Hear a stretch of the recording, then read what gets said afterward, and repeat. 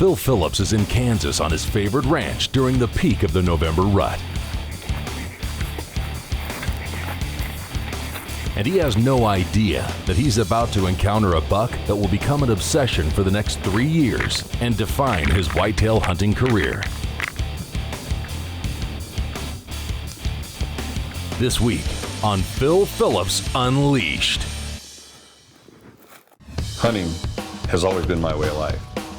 It's my profession, it's my passion. It's what I do best. My life's been captured on film so I could share it with you. I'm Phil Phillips, and this is my story.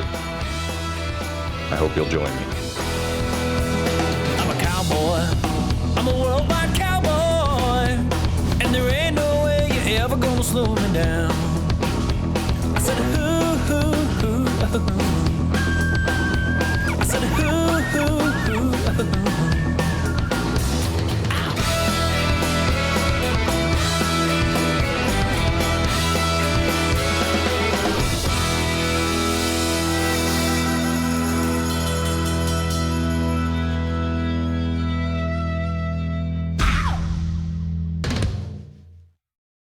You know, 2008 started like any other Kansas bow hunt. I was on my favorite ranch in my favorite tree stand, and there were deer all around.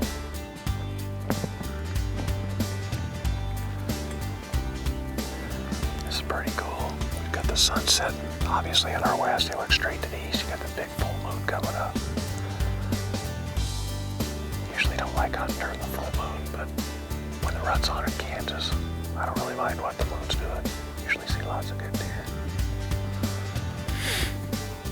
The rut was in full swing, and there were bucks chasing does everywhere.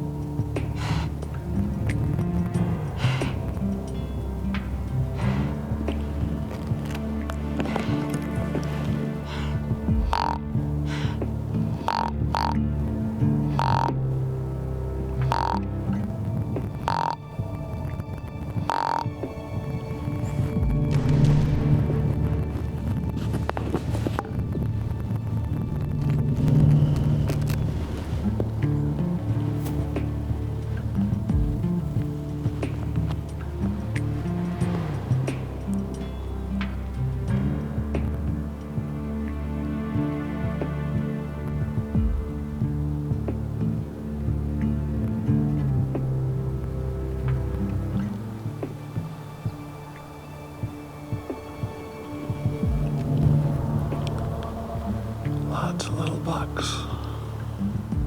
Well, I've seen a lot of younger bucks. With the winter wheat field less than 100 yards away and a lot of does in the area, I knew it was just a matter of time before I'd see a mature buck.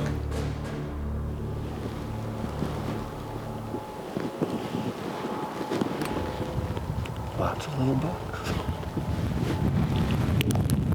Dang, I think it's colder now than it was when we got in here.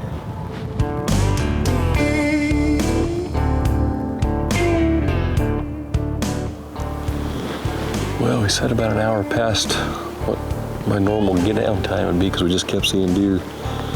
I've got a little rule I impose on myself, a half-hour rule, and if one comes in after we see it, we'll wait a half hour and we'll just keep doing that through the morning until it's been about 35 minutes since we saw those does. So we're gonna slip out of here and check some other cameras, and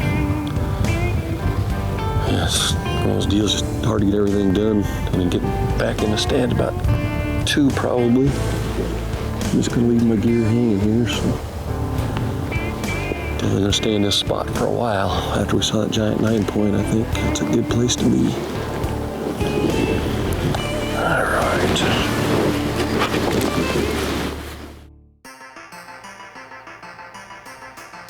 It's clear and cold, and Phil is back in the tree stand for the evening hunt.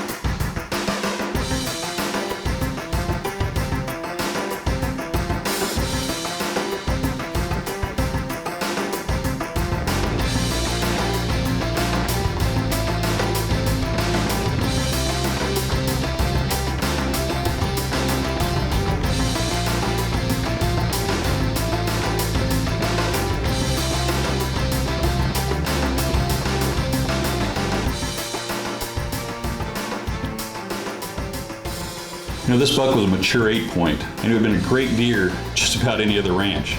But on this place, he was just a really good management buck. So I decided to pass on him this early in my hunt.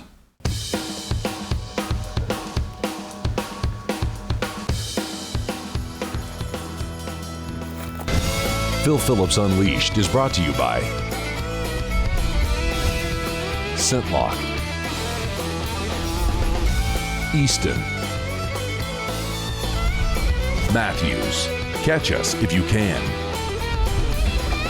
Burris Optics, New Archery Products, and Mississippi. Find your true south. This segment was sponsored by Wildlife Research Center and Scent Killer Gold.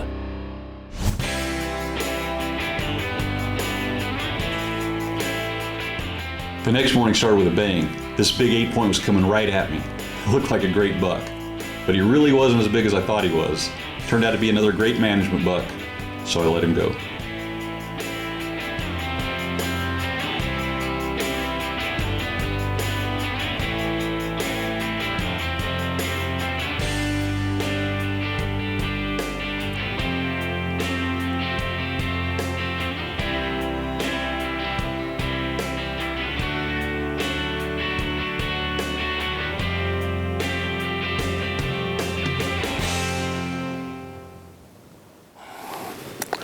Well, that was a little flurry of activity.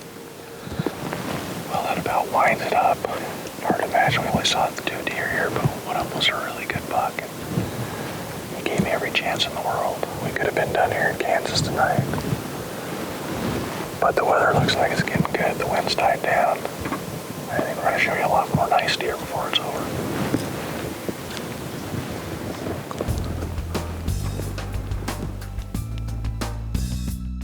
Got back to the truck. This is actually one of the slowest Kansas hunting days I've ever seen when the weather was actually pretty nice. I don't know what the heck's going on, but the deer are acting really skittish. We only had one deer actually come by us, but we heard them blowing back in the woods the wrong direction of the wind. And right at the end of shooting light, we were just walking out. It was past video light. And we heard a rifle shot and a whap where we just seen a big buck go down the creek bottom. So maybe the reason they're so nervous is somebody's starting rifle season early around here.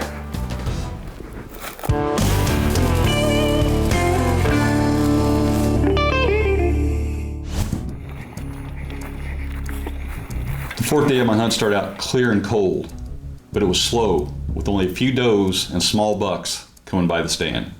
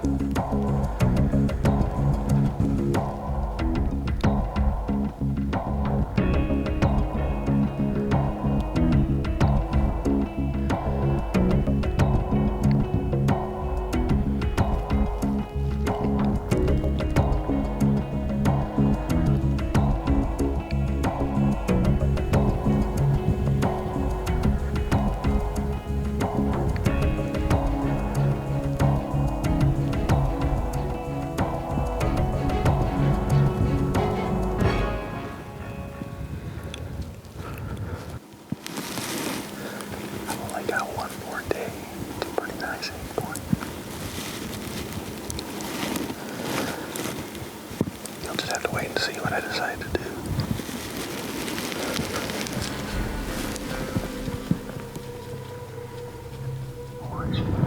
I thought he was a really good buck. I just got a quick glimpse with my binoculars. He's coming right at us, so I grabbed my bow. And when he was facing right towards me, I couldn't tell how mature a deer he was. He's a nice 8-point. But when he got broadside, he's still a fairly young deer, and we still have tomorrow with baby next morning. And like I say, we just got the tree together as this evening, so I hope I didn't just make a mistake I'll regret, but I'd like to see him get another year older at least. That was cool though. Got really excited.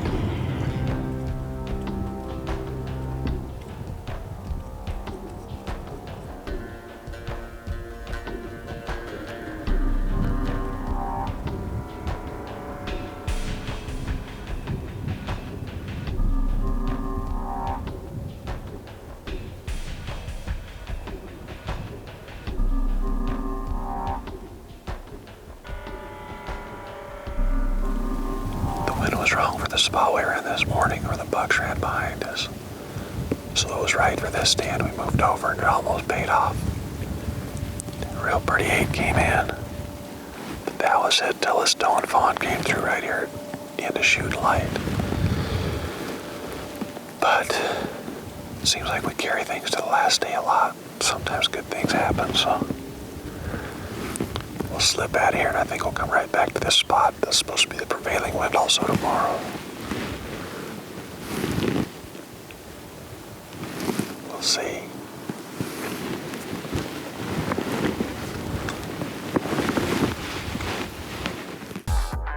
When we come back from commercial break, Phil encounters a monster buck.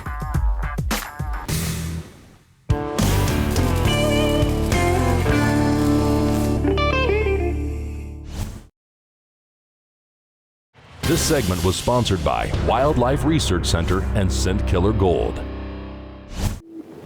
That's a perfect warming. Almost dead calm. What breeze there is blowing straight out into the wheat field. I mean, this is as good a day as we've had. It's really crisp. It's in the 20s. Appears to really be moving, so I'm expecting some action anytime.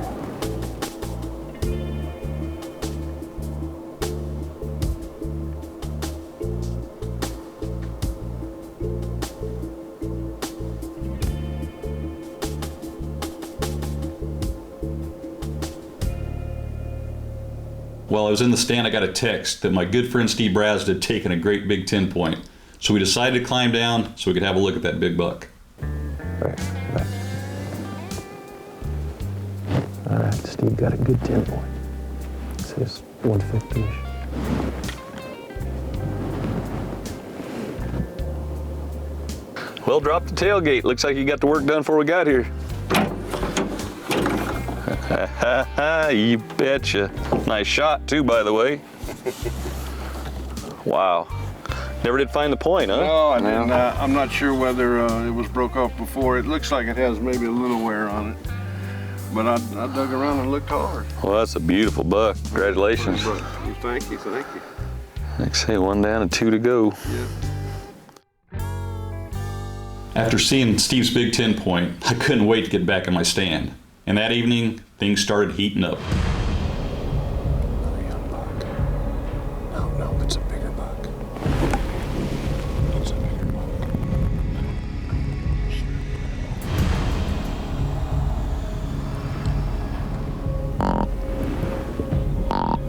I first spotted the big white 12-point in the wheat field, and then I noticed another big buck behind him. And I could tell from a long distance that he was massive.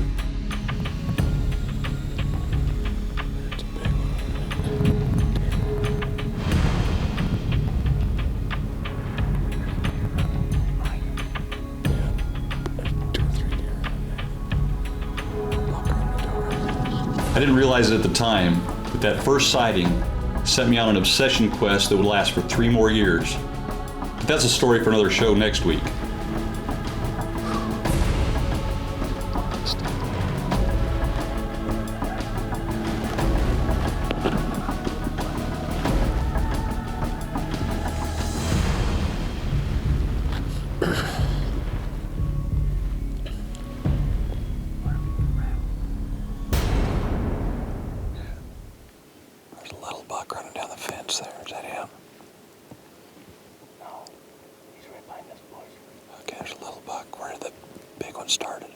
Well, the big white 12-point came back around, and it looked like he was going to jump the fence.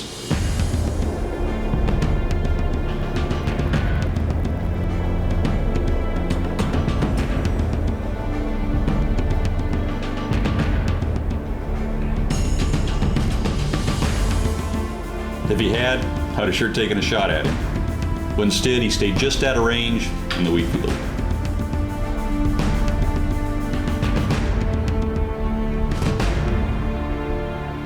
Sit quiet and I bet you we see some more deer.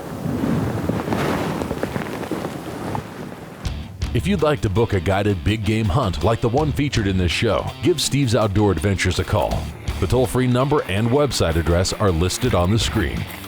And Steve will personally help you book the hunting or fishing trip of a lifetime. With the rut heating up, Phil is back in the stand when we return from commercial break.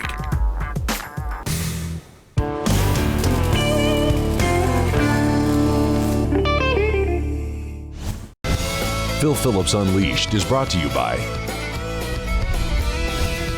ScentLock, Easton, Matthews, catch us if you can, Burris Optics, New Archery Products, and Mississippi, find your true south.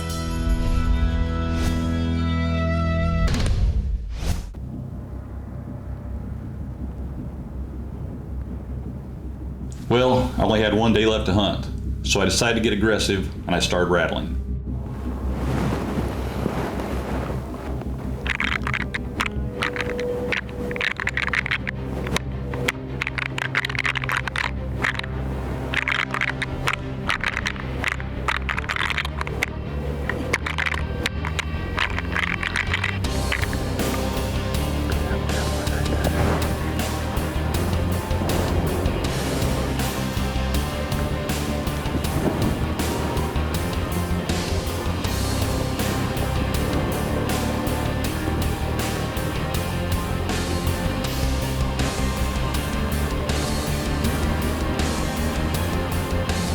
As the buck appeared and stepped into view, Phil realized this was a mature buck and decides to take the shot.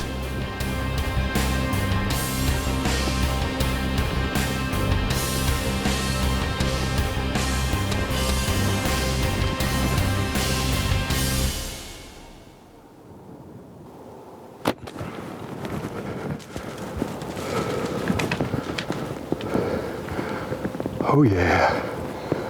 Oh yeah.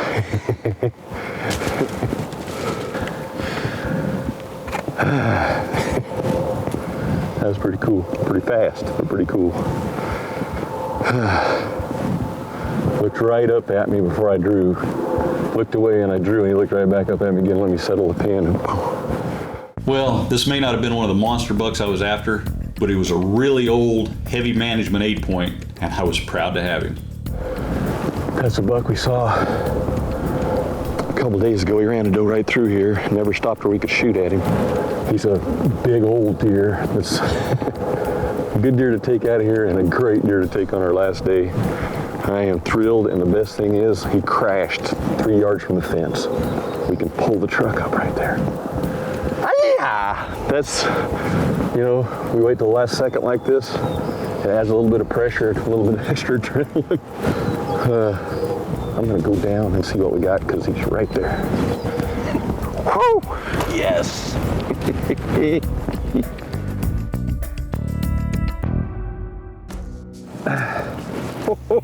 Way better. Holy cow! Look at the beam on him. Big old buck. Tell you what, you know, only in Kansas would maybe you consider that some kind of a management buck, I guess, because you know, the first 3 or 4 days we're always looking for those giant deer, but this is a good old mature giant main beam, split brows. His brows broke over here, but you know, I'm guessing it was probably that long. It's a really nice deer, and it's our last day. I tell you what, you just never know. It only takes a minute. Man, these are pretty deer. Beautiful buck.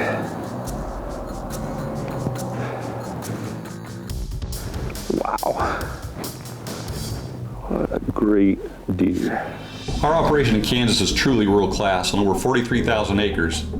We take a handful of clients each year. If you want to join me on a trophy whitetail or Kansas mule deer hunt, call me personally and I'll help you book the right dates and put in for your Kansas license. And please tune in again next week where we're going to show you the rest of my 3-year obsession for a giant whitetail buck in Kansas. It's packed full of whitetail action. You're not going to want to miss it. So until next time, I'm your host, Phil Phillips, and always remember these 3 things. Be safe, practice good conservation, and always leave it better than you found it. We'll see you next time. I'm a cowboy. I'm a worldwide cowboy. And there ain't no way you're ever gonna slow me down. I said, hoo, hoo, hoo, hoo. I said, hoo, hoo, hoo, hoo.